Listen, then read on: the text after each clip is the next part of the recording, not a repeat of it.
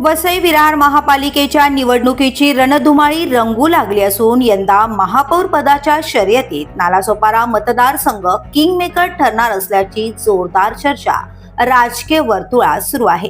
कारण वसई विरार महापालिकेच्या 115 जागांपैकी तब्बल 68 नगरसेवक आणि 17 प्रभाग हे एकट्या नालासोपारा मतदारसंघात आहेत। वसई विरार महापालिका क्षेत्रात वसई, नालासोपारा आणि बोईसर असे 3 विधानसभा मतदारसंघ येतात। मात्र सर्वाधिक मतदार संख्या असलेला नालासोपारा मतदारसंघ हा निवडणुकीच्या दृष्टीने अत्यंत निर्णायक मानला जातो।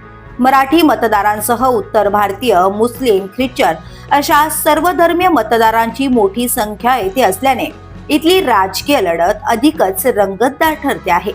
29 प्रभागांपैकी 17 प्रभाग नालासोपाऱ्यातच येत असल्याने महापौर पदाची चावी याच मतदारसंघाच्या हातात जाण्याची शक्यता वर्तवली जाते।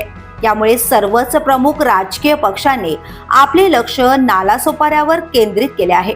विशेषतः उत्तर भारतीयांची संख्या मोठी असल्याने त्यांच्या मतांसाठी सर्वच पक्षांकडून प्रयत्नांची पराकाष्ठा होताना दिसते।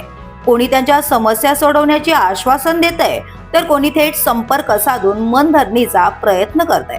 या भागात भाजप आणि बहुजन विकास आघाडी यांच्यातील राजकीय संघर्ष अधिक तीव्र झाल्याचं चित्र आहे।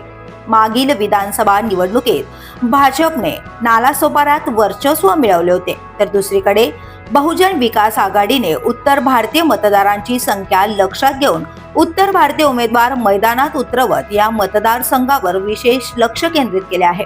एकूणच वसई विरार महापालिकेच्या सत्तेचा कौल कोणाच्या बाजूने जाणार हे मोठ्या प्रमाणात नालासोपारा मतदारसंघातील निकालावर अवलंबून असणार आहे। त्यामुळे येत्या काही दिवसात नालासोपाऱ्यातील राजकीय घडामोडी आणखीनच वेग घेणार आहे हे निश्चित। The police news bureau, Nalasopara.